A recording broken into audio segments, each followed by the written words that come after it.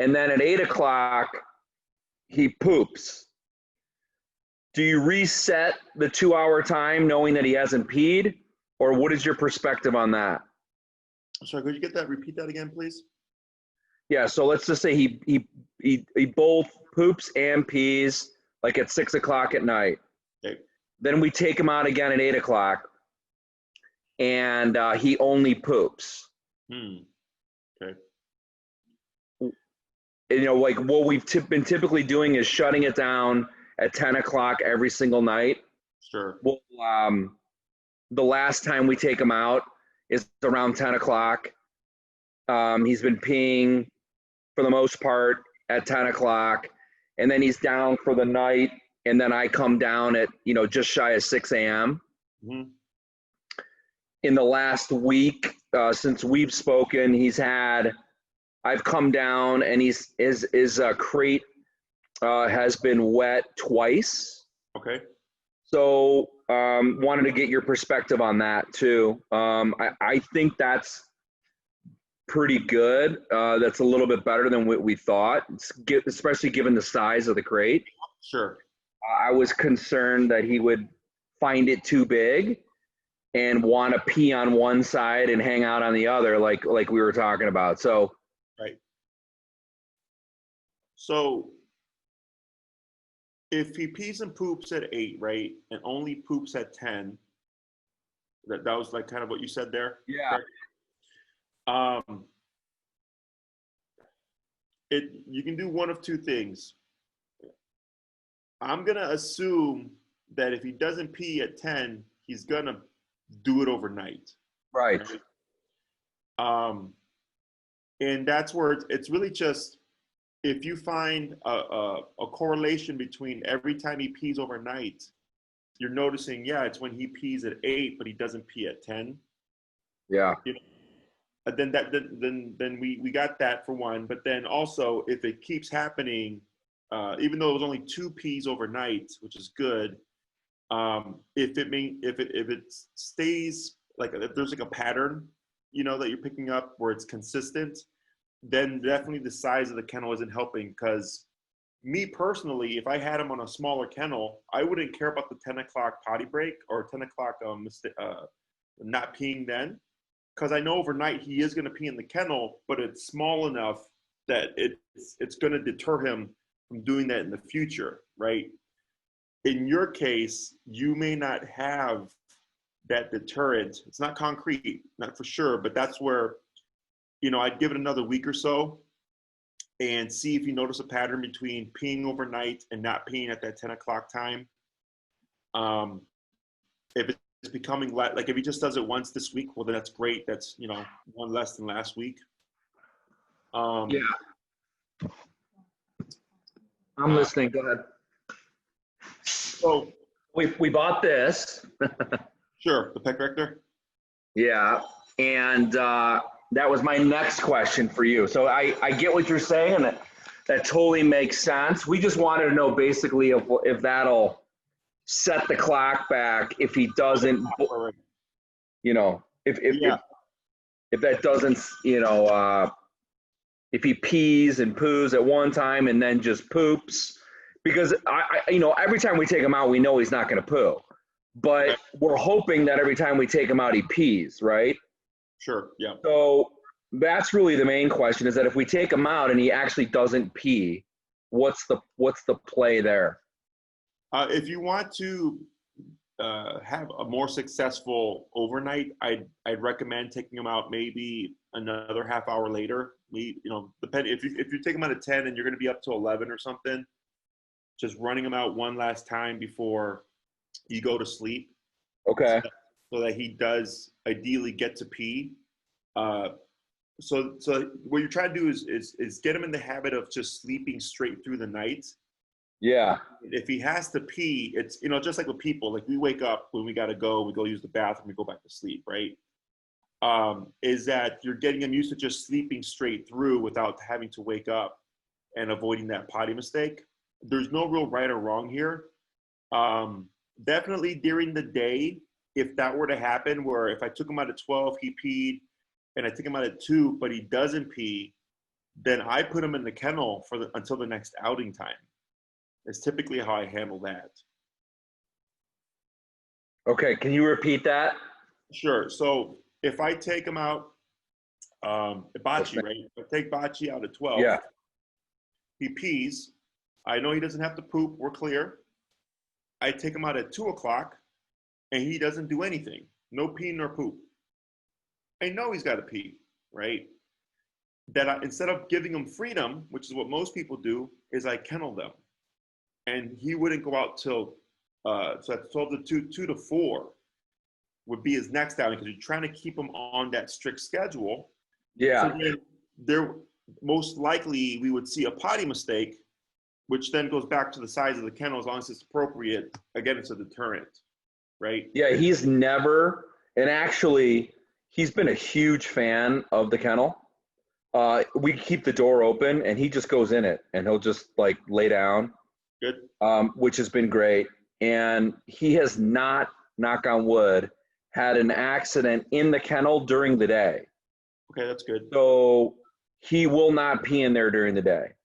Again, he's had 2 accidents at night. When I've come down at 5:45, 6 in the morning, it'll be wet, but not during the day. And in fact, we've noticed in the last couple of days, I think because it's been so hot out and we've been like kind of running him around and stuff like that, like he'll come in the house and he'll just go right into the kennel and just pass out. He just did that an hour ago. Good. Which I assume is good, right? Because we want, correct me if I'm wrong, but we want him to like the kennel enough where it's a home and not a, something that he wants to go to the bathroom in or sees as a punishment, right? Right. So dogs are naturally denning animals. But if it's not established early on, and the people try to do it later, and the dog's so used to big freedom that I need my 12-year-old to hear this, because she's our softie. Oh, she feel bad? She feels bad, and Jana, come here. I just want you to hear this, honey. This is the gentleman that is helping us train our dog. Okay, this is Jana. Okay. So, for Bocce, so what her big issue is this, and also we're going to get to this in a minute. Yep. But she thinks this is going to hurt him, which we have explained to her it's not. Yes. But she thinks that like if he doesn't pee or poo outside and we put him in the crate, or if he's nipping too much and we put him in the crate, that we're like torturing him, and that's not the case. No, it's not. Yeah, not at all. Dogs are denning animals by nature. Do you know what that means? They like to be in confined spaces, right? Correct. Like little caves under your desk, in the closet, things like that. Right. So your kennel is just a human-made den, and it's kind of like you having your own room. If Bocce ever wants space or just wants to wind down, like after a walk, and like you said, he goes and gravitates to going in there, he's like, yeah, it's his place to have space, if you will. Okay. So don't ask why he went into his crate. He just wants to. Like they want to pull him out when he's in there, and I think that, and again, correct me if I'm wrong, that if he goes in there on his own, like just let him be. Correct. Yeah. Because then we're kind of messing with him while when he wants to chill. Correct. And this is a possibility. This isn't a guarantee or anything like that. Is dogs, like humans, have boundaries, right? And he's still young. He's going to go through a lot of personality shifts. And as he gets older, he might develop boundaries, because he's like, you know what, I go in my kennel and then you guys come and harass me, right? And you don't let me rest. So the next thing you know, he starts to get defensive of the kennel because he can't get any peace and quiet. Mm-hmm. Again, not a guarantee. Like, they could do it and then he's perfectly fine. But the best approach whenever it comes to behaviors is always preventing them from cropping up in the first place. Okay. Jada, come over here, because I want to talk about nipping a little bit, and this is an important piece. So when we were talking last week, I think it was only like one day in, right? So I don't know if we talked about we did talk about the fact that he was nipping, and we got initially 8 of these, and I just had to order another 16. Wow. Yeah. So this has been our only true issue with him, is that he doesn't understand yet. And I know that this is just a byproduct of him being a puppy, but like when we're playing and hanging out and like with toys and stuff like that, he gets kind of aggressive. Not aggressive, that's the wrong word. But he just doesn't know the difference between like playing and biting and all of that, right? Sure. So our 8-year-old, she's high energy, and so she's been getting nipped a lot. And it's gotten to the point now over the last couple of days where she's kind of afraid of them. And we want to make sure that that doesn't happen, right? Because she's not as engaged with this puppy as we would like her to be. And Sure. it's really due in large part to the fact that he's been biting her. Sure. And it happened this morning where she was playing with him, he bit her, and it hurt. So she started crying, and she's like, he's never gonna like me as much, and all that kind of stuff. So, Sure. you know, love to know what you recommend there, because again, I truly feel like the potty and all that stuff and the accidents he has had, that's all going to work itself out. And I think we're gaining progress there and kind of learning how he operates. But with the nipping, that's not something that we've been able to kind of get under control. Sure. So first thing would be, how is the pet corrector working for you? Does it seem to be effective or not? It is, but again, my 12-year-old who is looking away because she's angry, she doesn't want to do it because she thinks it's going to hurt him. Okay. And we want to explain, if you could kind of help us there and explain to her that it doesn't hurt him. Talk to her a little bit about what we talked about last week with when they're with their mothers and they nip their mother, the mother will bite back. Right. And this is clearly better than that. Like, he's literally torn a shirt of hers apart. And so we're just trying to make sure she understands that this is all a part of it. Correct. And that we have to be tough with him on that, because we can't have him biting us, other people, other dogs, all of it. Correct. Okay. So, can she hear me? Yep. All right. So, as your dad said, you know, if Bocce was jumping on his mother and he annoyed her, she would bite him.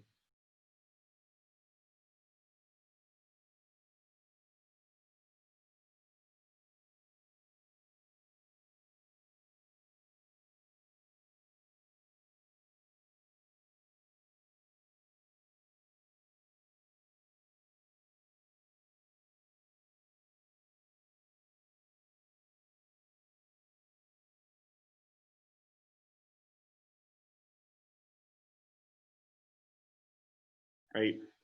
And if Bocce were to go to the dog park when he's older, if he does that behavior to another dog, they may bite him as well, right? To teach him manners. Yeah. Have you felt it, that pet corrector? Yeah. Okay. So it's just compressed air, yeah. Right? That's all it is. There's no physical harm at all to him. Even if he yips, it's more so because he doesn't understand what it is than it is him being in actual physical pain. Okay. If the biting goes unaddressed, it's possible that as he gets older, it becomes more of a habit, and those teeth are going to get bigger and more uncomfortable, you know? And it's definitely much easier to establish that now. I know he might be small and cute, you know, but you know, as what happened with your little sister, you know, he can obviously cause some pain with his teeth being as sharp as they are. And an example I use for people is, like, I was raised old school. I was spanked with the belt when I was growing up, and you know, it hurt. But my mom's intention was not to hurt me. It was to teach me a lesson, to teach me to be a good kid, which then led me to be a good adult, I like to think. So it's the kind of human adaptation of correcting a dog that's not as averse as actually biting them. but ideally as effective in a much more kind of acceptable way to make it easier for people. Okay? But you won't mess up your puppy. He won't hate you. He won't dislike you. You're not going to emotionally scar him for life or anything like that. Okay? Okay. Right. And the other thing too is that I think she gets a little nervous that, you know, he's like taking this all in, and then all of a sudden he's not gonna, you know, he's not gonna like her as much or something like that. And she's like saying, I'm sorry and all of that. And like, he's not processing any of that. Right. Sure. It's all about just, addressing the immediate problem, dealing with it so that he knows that he can't be doing that. Correct. And Right. now this is a very common thing, is that negative experience that he has with the corrector, right, is fleeting in the life that he has with you, right? Because it's a split second of, right, of 24 hours in the day. Right. And the rest of that time frame, it's we're cuddling, you know, you're feeding me, you're giving me treats, we rest together, you know, we go for walks, stuff like that. That there's a lot more positive that counters the negative. Right. And, I mean, I love my mom and dad spanked me like firmly when I was growing up. I got a lot of harsh consequences, but it was momentary. I love my parents. You know? Right. Yeah. And, you know, they always say you look back and then you appreciate it, right? Bocce won't look back, but dogs do understand the concept of discipline. It's when people attach negative energy, like shouting, being mean, anger. That's what makes discipline unhealthy. You know, whenever you see me correct a dog, I'm always very neutral, very passive, very calm, and I let the tool do the work for me. There's no need to be mean. All right, so that is definitely something that we should probably work on a little bit. Gianna just got I just home. walked in. Sorry, I had an appointment. So we have yelled at him a couple times. So what you're saying is So there's no bad dog, no. trying to avoid yelling at the dog. Correct. Because one, it creates more energy, right? So like, if you're talking to a person who's mad and angry, right? If you're angry right back, it's just a buildup, right? That's why, like I remember when I worked for a pet superstore, they're like, if a customer is very angry with you, just just be calm, right? And eventually you influence them because they're not getting anything out of you because you're so calm, right? Right. So for dogs and puppies, especially like if a puppy is barking, like they'll bark and then the owner will say, shut up. And then they bark some more, then they shut up even louder. And they're just barking at each other. You know? Right. So what I do is if the dog barks, I just go get my corrector and address the issue. I ideally don't say anything. If I do say anything like a no, it's literally just no and then correction. Oh, okay. Okay. It doesn't matter how loud you are. It doesn't matter how angry you are. What matters is the correction. Okay. Well, buddy, you got to tell him no. See. No, just say it in normal voice though. Wait, did we, and I'm sorry, I apologize. Yes, we talked about all the other stuff. We'll talk about that after. It's hard though, because like, No, stop. he only does it when he wants to play. So how do you teach them to play without the nipping, or will that come in time? You have to teach them that essentially. So, you know, you have a puppy, right? Yeah. And dogs play with their mouth, they bite each other. Yeah. You know, but it doesn't translate to humans because we don't have fur. You know, it's just our skin. So especially with puppies, because they got those sharp little puppy teeth, right? He's playing the way he knows how to play. That's his thing. So it's partially engaging with him when he becomes mouthy, correcting it, but then continuing what you're doing. Okay. I know if you go on the internet, you'll read like put the puppy in timeout, walk away, and then ignore them, let them calm down and try again. They don't think that way. No, he's ready to rip. He just wants to play. So as soon as you let him out, he's just going to go right back at it, right? Yeah. So for teaching him not to mouth a human, the way it works is, I'll send. Did I send you guys any videos on correcting a puppy? No. Okay, I'm gonna write some notes down. Send videos. I'm gonna send some videos that was a good correction, by the way. Send videos to. That was a what? Good correction. Oh, good. To Mike. So if we're engaging with the puppy, right, the stimulation is what leads to him becoming mouthy. Okay, because he's going to the next level. Yeah. So what happens is I'm playing with the puppy, he starts to mouth, I immediately correct, and as soon as he stops, I go back to playing with him. Okay? Okay. You have to keep him in the context in order for him to learn, I can play with you, I just can't put my mouth on you. Okay. Okay? And I have a video of me working with the puppy, with the pet corrector on this very thing, so I'll send that to you. Oh, yes, please. So it gives you a nice visual, okay? But anything that he does, and like right there when I heard that little He's got his ear. What As he's biting my son's ear. there you go. He looks bigger than last week. He needs to know He that it's not weighed in acceptable. it when we first got him at 7.5 pounds. They told us 15 to 20, but I think they lied. Yeah. So that's good. All right. So here, I liked everything that I saw there. Yeah. You gave the correction, and your son sat up, right? And when he was wandering around, he was processing what's going on right now. What was that for? What am I doing that's causing this to happen? And then he goes and settles like that, right? Yeah. And people think when they have a puppy that it's just 24/7 craziness, you know, barking, biting stuff, type of stuff, and it's not. No, we've noticed it's like 3 times a day. Like when he like in the morning after he goes out, he comes back and he's super calm and just wants to lay. And then mid-morning he wants to play. And then probably the hour before we put him in his crate to go to bed. Sure. At like 10, that hour's when he wants to kind of play rough and. Yeah, that's pretty common with puppies. And then you'll probably come to a point where you'll find the zooming, or they'll call it the devil's hour, the witching hour, where the puppy just. That's usually that hour before he goes to bed, hour and a half. It's super common. Okay.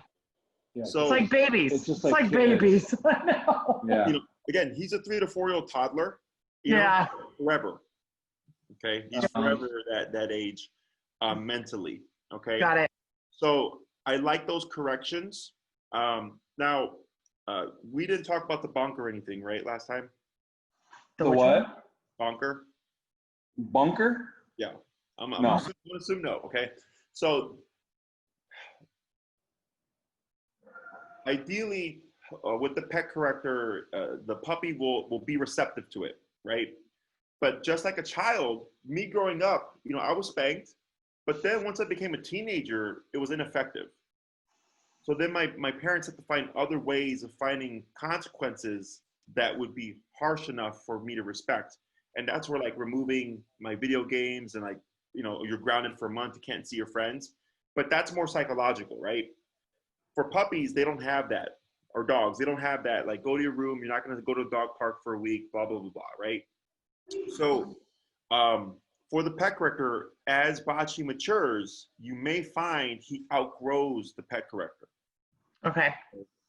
So then there's a series of corrections, and the approach we're doing now is the most widely accepted, most how do you say, the easiest, aversive, friendly type of consequence. It's just error. Right? Yeah. But let's say Bocce outgrows that, and he decides to keep biting, and he doesn't care about the corrector anymore. Mm-hmm. He needs to be, in my opinion, corrected as a dog, which is physical, okay? So like I said to your daughter, you know, another dog would bite him. I'm not saying for you to bite your dog, but, you know, we have to be able to mimic or possibly equate that in order for him to respect that he needs to stop doing something, right? So if you find at some point the bonker becomes ineffective, I'm sorry, not the bonker, the pet corrector becomes ineffective, and you'll notice because you'll spray it and he'll just keep on with his business. Just keep on coming back. Yes. So then the bonker is simply a rolled up towel, okay, and about yay big or whatever, and you use rubber bands or hair bands to keep its shape so it's firm but soft, okay, and you literally bonk the dog with it, okay. And I'm going to send you 3 videos to further explain it should you need it, okay.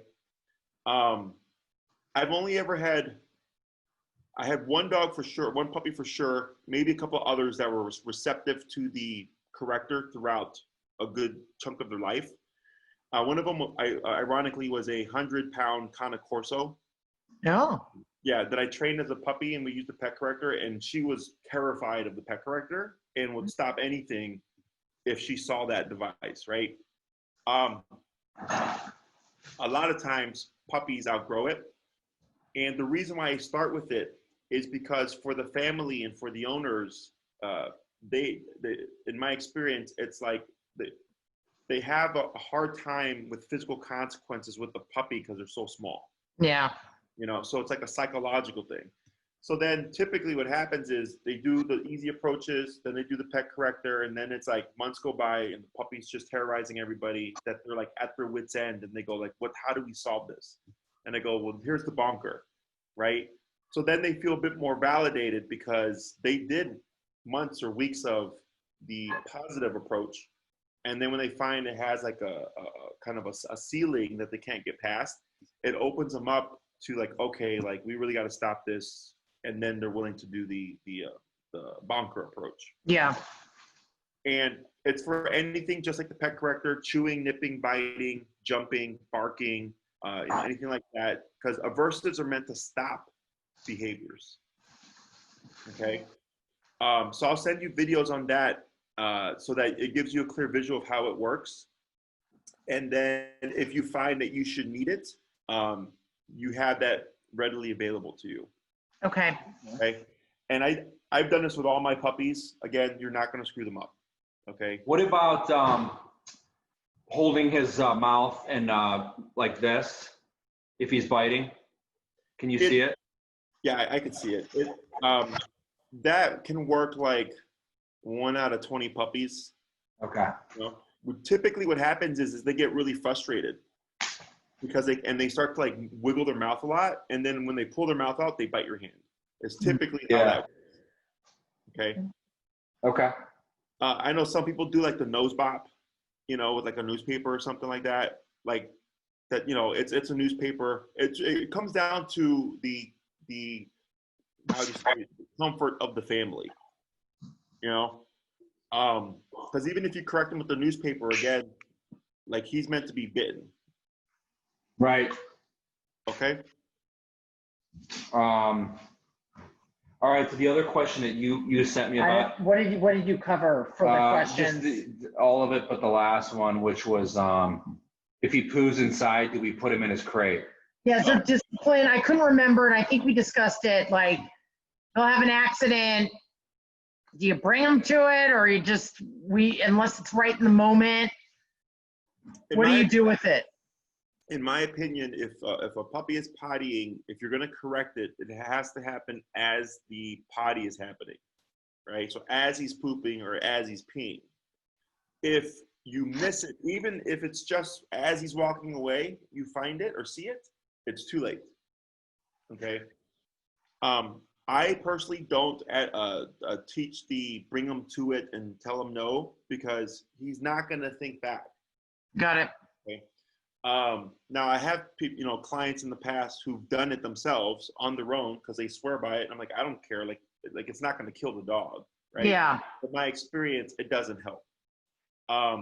So the same question I would have for like if he's biting constantly. Mm-hmm. He's fine. And he's got a string. It's from his toy. And if he is nipping and the corrector is not working, like, do you also put him in the crate at that point too? You can, but what ends up happening is you remove him from the context, Yeah. and he doesn't think like, oh man, like I shouldn't have bitten my human. Now I have to be in timeout, right? Like a kid would. Yeah. Since you remove him from the context, he actually does not learn that biting is not acceptable. The correction has to happen as he's doing so. Got it. Yeah. And you have to continue to be in that moment. Correct. The Right. correct way. And then what you want to keep him in the moment. You correct it, and then you go back to what you're doing, and then see what he does in response. Right. So if I'm trying to correct him for biting my hands as I play with them, and he just keeps doing it, clearly what we're doing isn't effective at stopping that, right?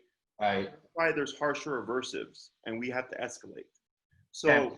for a person, if you steal a Snickers bar versus steal like $1 million from the bank, they're going to garner two very different consequences. Yeah.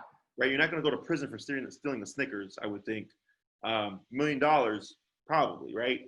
So for the dog, because we're logical, we can equate things to a sense that for some dogs, let's say they're doing a minor behavior like, let's say he's just jumping at your legs, okay? He's small, no big deal, very minor, but you don't want it. And maybe you do, a can of penny shake, you do the pet corrector, you do loud hey and no, right? And he keeps doing it. And then maybe you try pushing him off, he keeps doing it. It may be for that particular dog that even though the behavior is minor, they need a firmer consequence that isn't logical for the human. Yeah. But the dogs don't think like we do. It may be very rewarding for him that he's like, yeah, if you want me to stop this, you better nail me good because this is too much fun. Yeah. This is all play it by ear. This is all as you work with them, because you'll start to learn which approaches work best, which ones aren't working as well, which ones that just ditch because they've lost their effectiveness. Well, getting back to catching him in the act, if I see that tail up and he's starting to poo, what action am I mean, it's going to make a mess, and that's fine. Am I giving him a spray as he's pooping? The first thing I do is when I see it, I'll do a loud clap and stomp and hey, just all together, right? A big energy. And a lot of times they spook. Then I'll go pick up the puppy because they'll hopefully stop what they're doing. I'll pick them up and I'll pop them in the kennel, right? Because let's say he starts doing it at 1:30, but 2 o'clock is his potty break.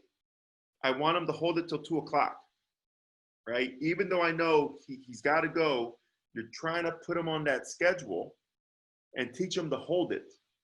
So if you ran him out and he pottied, you're kind of working against yourself because you're teaching him if you have to go when you have to go, you can just do it. You just do it. Interesting. Did you hear that? It's like you catch him like about to go and it's not his potty time. You got to put him in the crate to garner yourself that extra half hour. Because if you just take him outside, you're not increasing the whole time. Got it. Okay. Now, what if that's assuming I catch him before he does anything. What if I'm catching him mid-poo? You can still do it. You can still do the clap. I can. That's my first thing, always. Okay? Okay. A lot, like, obviously half of it's already out, right? So he might clip it and stop, Yeah. Or he might keep going, in which case you can grab your corrector and then see if that will cut the behavior, Okay. But because, if you're so reliant on the corrector in that sense, what's going to happen is he's going to start pooping, and then you're looking for the corrector, and as you're looking for it, he's pooping, right? Got it. But I can always clap, stomp, and yell. Yeah. Right? So that's always the immediate thing. And then since it's out of nowhere, most of the time it just startles the puppy, and they'll stop what they're doing. And this works for peeing as well. If he keeps going, then it's just he had to go. He's got a full bladder or what have you. That it is what it is. I don't get mad. I don't get angry. I just go get the paper towels, get the potty clean up, and then clean it up. And then if you know he's done, then just check your time and then reset your clock. Okay. And you asked if he pooed but didn't pee. Yeah. Okay. Yeah, he said we just need to kind of adjust our, you know, our timing there. Okay. Yeah, those are our two kind of hot button items, were the knowing how to discipline with the poo and the pee, and then The the nipping. nipping is really the problem. Yeah, and it's super common. Like, you know, it's not uncommon that I'll get at least a handful of emails a month where someone will say their puppy's aggressive. I'm like, your puppy's not aggressive. Like, your puppy's a puppy and play biting and all that stuff, you know? So Yeah. it's just how he plays. It's what's instinctual to him, but it doesn't resonate in the human world. So I'm going to ask you this, and I know you can't give me a definitive. I'm not naive to that, but assuming we stay the course and you're doing what you're supposed to, and again, I get that every dog's different. Yep. That puppy nipping phase, is that usually in the first couple of months? Is that a 6 months? Just, I'm trying to manage our 8-year-old's expectations, because I've explained to her, all the dogs you know don't nip because they've gotten out of the puppy phase, and we don't allow it. Like, I feel like we're pretty vigilant about it. Yeah. Trying to correct the behavior. I mean, is that like a 2-month deal ish? So that's a good question. It comes down to, what are you comfortable doing? Yeah. Okay? For me, puppy biting is 5 minutes. Okay. 5-minute thing. Because I have no problem correcting the puppy physically to teach them, don't put your mouth on me. Okay. Got it. Okay. But I got to get you comfortable, right? And then Yeah. you have kids, and kids is a big variable. And I think he probably mentioned that in the beginning of the call when I wasn't here. Like, our oldest has a hard time. Like, we are literally sending mixed messages here. Correct. So, you know, I've done this for a very long time, and I've been in this situation quite a bit. Okay. Is you stay your course, right? And you know, you and your husband become comfortable with escalating sooner than the kids. Yeah. But in my experience, if you move too quickly for the kids, there creates some kind of tension there. Yeah. Right. So it's kind of like, hey, look, we're doing this approach to stop the biting that's annoying you, and you're having a problem with it. So just let us do what we're supposed to do. Right. Eventually, he'll wear them out, and they're like, oh, like, really, like, we need to stop this. Right. And you're like, well, Jesse did say there's this tool and that it was very effective, but it might make you uncomfortable. Right.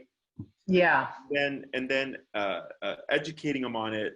And then when they see the turnaround time and like how effective it can be, that's when people's light bulbs go off. They're like, oh.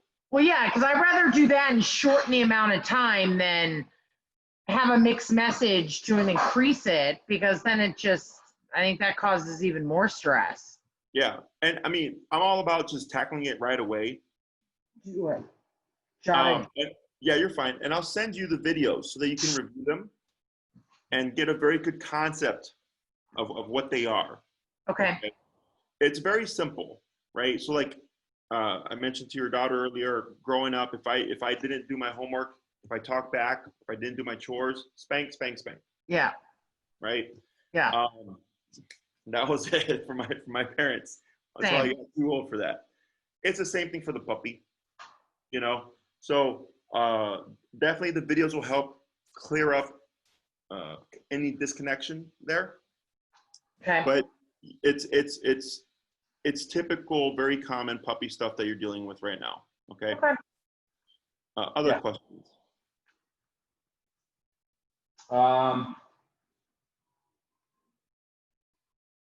Those were really it. I mean, honestly, like, I feel like we kind of like get into like grooves, you know, and then we feel like things are working, and then we had some good nights in the crate, no accidents, which were great. I'm really, really pleasantly surprised with the crate. I mean, although we're probably just jinxed it. So maybe we should save that. Yeah. No, I mean, honestly, I was expecting in the first week or two to come down and just see accidents every day. Sure. And then we have this make the crate smaller, which would make her die a little inside. But And he goes in there. We leave the door open. Yeah. Good. yeah, that's what I told him. And he just goes in there and chills, and it's fine. Yeah, no, it's very good. I mean, dogs gravitate towards dens. Yeah. It's, they're a place to kind of wind down, essentially. Just like humans need their own space, dogs need their own space from time to time. Yeah. That's really all we wanted to cover. Yeah. There was something that how many times does he poop a day? 3. Like 3 to 4. Okay. And we're feeding him 3 times a day. We're feeding him 3, 6, noon, and 6. So typically, and I think you guys are fine, but the number of poops a day is typically the number of feedings plus 1 is a variable. Okay. Okay. All right, so we're there. Yeah. So we're there? Now, has he had poop mistakes inside? Yes. How often? Yesterday he had 1 or 2. 1? I know of 1. I know of 1. The day before that he had 1. It's been more pee than poo. Okay. When you clean his pee, did we talk about the clear yellow, dark yellow, light yellow, dark yellow? No.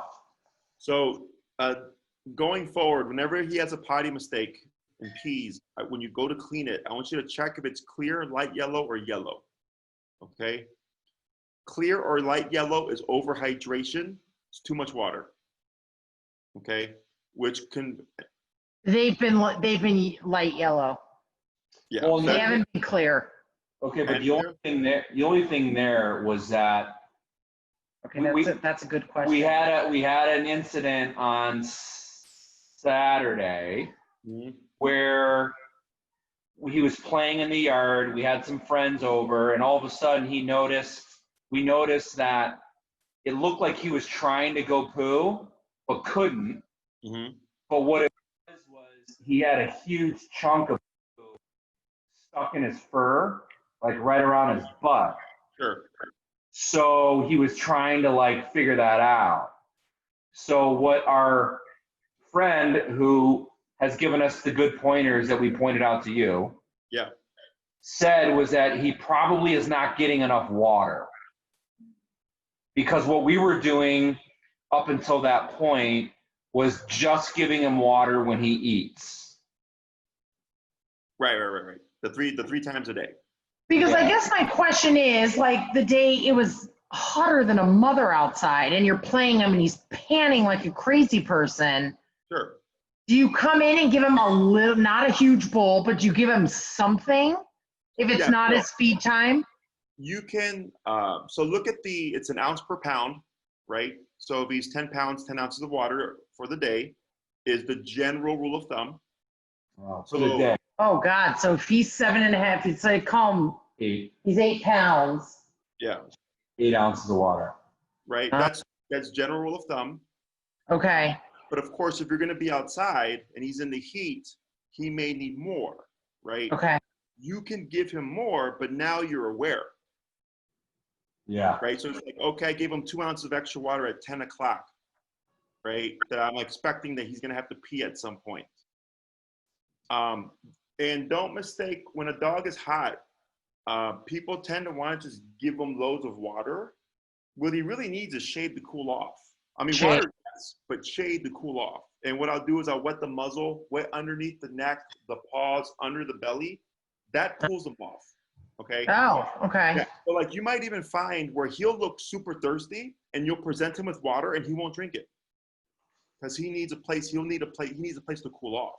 Right? Yeah, I've actually noticed that he'll go out in the yard and he'll find a little sliver of shade and he'll go and lay down out there. Yeah. So dogs are really good about what they need. Okay. Yeah. So if he looks very hot and you give him water and he doesn't drink, don't worry. He's just not thirsty. He's just really hot, you know? Okay. And then if that's the case, I'll pop him in his kennel, let him cool off inside in the AC and stuff, you know? You never want to give a puppy or dog ice cold water when they're very hot, nor do you want to pour it over them because you'll throw them into shock. Or So don't give him an ice cube? Ice cube's fine because he's not going to take in a whole lot of cold at once. He's going to lick it, right? But it's ice cold water. Got it. Just lap it up, and it can cause the stomach to flip, or it can send them into shock if you pour ice cold water over them when they're very hot. Okay. But yeah, you can go outside. So let's say you did 3 ounces, 3 ounces, 3 ounces, right? Breakfast, lunch, dinner for water. But then you have increased activity outside where it's very hot. You can give them an extra ounce or 2 of water, you know, to help cool him down. But at least now you're aware. And then in terms of like the poop and stuff getting stuck to his butt, I mean, it happens. Like if he licks his fur and like it'll get stuck on a piece of fur that gets stuck to the butt, you know, if his fur is really curly behind his butt, like it'll get stuck there too. Because I follow this rule of thumb with all my puppies, and it's not anything that's an issue, if you know. Yeah. Okay. How much does he eat in total for the day? A cup. Yeah. Okay. We do a third a cup. A third of a cup each feeding. Okay. I think you're fine then, because you said he's 7.5 pounds. He was a week ago when we had him at the vet. Okay. If you have we took him to the vet. We took him to the vet literally right after our call with you. So that was. Oh yeah, I remember. He goes back next week. According to what I saw from his size, I think you guys are feeding the appropriate amount. If you're noticing more poop mistakes within the home or more frequent poops, like let's say you feed him 3 times, but he poops 5 times a day, that's a sign of overfeeding. Okay. But if anything, at minimum, he's at 3/4 of a cup. But I think at a cup, you're fine as long as he's not having very many poop mistakes. Okay. If that stays consistent, then I might dip him down a little bit if he doesn't get bigger to help address that issue. Okay. Because it gave kind of a range on that bag, and we still need to look into different foods, but I think it was 3/4 to 1.25 cup was the range. So we just split the difference. That sounds about right. And don't take what the bag says to heart, because there's some brands out there that have been grossly overfeeding dogs. Yeah, they want you to order more. I had a puppy that was the same size as Bocce, and they were really concerned because he wasn't eating his food. And I was telling him, put the food away after 5 minutes, so on and so forth. They were doing everything, and they're like, he's still not eating, only a little bit. So I was like, well, how much do you feed him? And they're like 2 cups. And I was like, 2 cups. I was like, and he was tiny. Yeah. And I'm like, so let me see your bag. And the bag said 2 cups. And I was like, this is crazy. I was like, he's eating what he needs, but he doesn't need 2 cups. So we dropped him down to like half a cup. So that's a question. So like he eats in the morning, doesn't he? Yeah. He eats at night. The lunch feed is a little hit or miss. So should we just reduce the lunch feed? Yeah, if you I'm leaning towards he's more around 3/4 of a cup. Okay. And if you were to look at your food once he's done eating, and you're like, yeah, like throughout the day we give him a cup, but he only eats 3/4. It's because that's actually what he needs. Like dogs are. Every now and then you'll get the emotional eater, but dogs, for the most part, that's awesome, are really good about just taking in what they need. Got it. Okay, so to that point as well, if there is food left in the bowl and he walks away from it, that's it. Gone. Okay. You hear that? I give puppies 5 minutes. 5 minutes. Okay. And then we pull his food and then it disappears. And like, let's say he walks up to it and just walks away. I just put it up. Okay. And then do you try like an hour later? No, not till the next feeding. And I don't compensate the food. Like I don't put in 2 meals in one. Okay. Got it. Okay. What you're teaching them is food is a limited resource. and it's down for 5 minutes, and if he turns his nose at it or if he leaves prematurely, it's gone, right? And this helps prevent picky eaters. This is why people get picky eaters, because they leave the food out all day, or their puppy's not eating, so then they sprinkle cheese and they sprinkle chicken. So then the puppy's like, well, why am I going to eat? If I wait you out, you'll give me something better. Yeah, exactly. Right? So I put it down for 5 minutes and then I put it up. And then I've never had any issues with my dogs not eating anything I give to them. The one thing we have done, just because the breeder, when we initially got him, had mentioned that he wasn't on solids very long, so we put a little bit of chicken stock. Chicken stock. And the vet said it was fine. How long do you do that for? I mean, if I put a puppy on hard food at 8 weeks, right? And because they got to learn how to eat that food, like they learn. They learn. Yeah, that stuff, in my opinion, is to make the human feel better. Got it. Right? And I don't mind it. Like, it's not going to hurt, right? But I'm like, if he was out in his own world, his mother gives birth to him, she nurses him, and at some point he starts going off on his own, and it's very quick, right? Yeah. They don't get eased into life like with humans and stuff. It's just, here's life. You know, Got it. That's how it is in the animal kingdom. So I don't mind it. If you want to transition him over to just the regular hard food, he's perfectly ready for it. Okay. If you find he's not eating the food now because now you remove the chicken broth, then I would give it a couple of meals that he might turn his nose at and go like, no, like I like the soupy kibble, right? Yeah. And then people worry about, what about nutrition? I'm like, if your puppy doesn't eat a few meals, like they're not going to just fall over and die. They're fine. Exactly. Yeah. So, and that's why that 5 minute rule is so effective, because he's like, man, you know, it's been 2 days and the food keeps disappearing. There's no more chicken broth. I guess it is what it is. I'm really hungry. Yeah. He's going to eat. He's going to eat it. Cool. Yeah. If you start to see his behavior gets lethargic, or if it's becoming days, that's where things get concerning. Okay. Okay. And I've never had anybody have that issue unless there was something underlying going on, like a medical thing, or the dog was sick, had some kind of bacteria, stomach flu. As long as they're normal and healthy, they'll eat. Yeah, we just got the clean bill of health with the parasites and all that. We're fine as of now. So, and I think he goes back next week. Yeah, right? The 15th. Yeah. Yeah. Cool. Perfect. Because we've got to transition him off the food that we have him on. Yeah. And you know how to do that? I'm just assuming it's like weaning babies. It's mix a little in at a time and decrease the other. And yeah. So if you want a more, I can email this to you as well, in case you forget anything. But what I'll do is for the first 2 days, quarter old food to 3/4 new food. The next 2 days, half and half. The next 2 days, quarter old food to 3/4 new food, and then new food. Okay. Okay. If you notice when you transition him, he gets loose stool, normal. Yeah. If it doesn't clear up, like let's say the first day is bad, the next day better, the next day better, you're fine. Okay. But if you notice you put a little bit and it's just like explosive diarrhea, right? Like it really shouldn't be that drastic. Okay.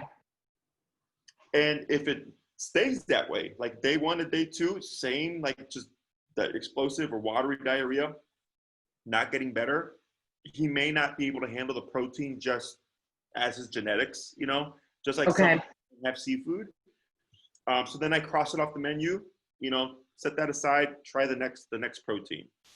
And I got it. Okay. Okay. But, you know, as long as so at this point, by very small bags, because you may not get through it.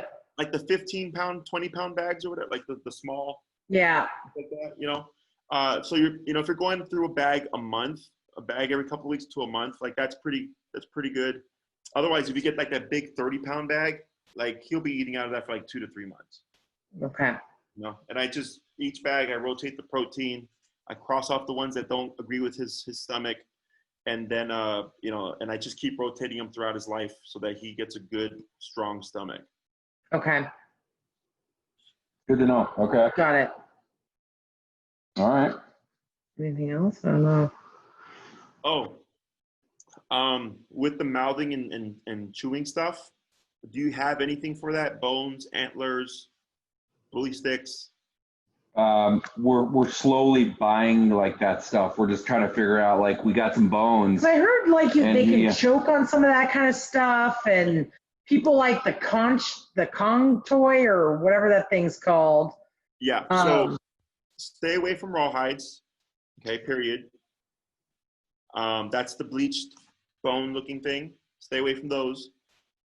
Antlers, Himalayan dog chews or cheese chews, bully sticks, actual bones, little bones. The Kong's a good one. What about, I was going to ask the vet this when I saw them next. Like, if I grill a steak, can I give him that bone? Yeah. Yeah. Okay, good. But when you give them these new things, only give it to them for about 15 minutes. Okay? Okay. Because of the enzyme stuff, because he might get a little bit loose stool. So if you let him go to town on it for 2 hours, he's gonna. Yeah, we have these bones here that our friends gave us, and bones. he tore through it in what? And he had diarrhea. I mean, it's a tiny little bone. It's a tiny little. Yeah.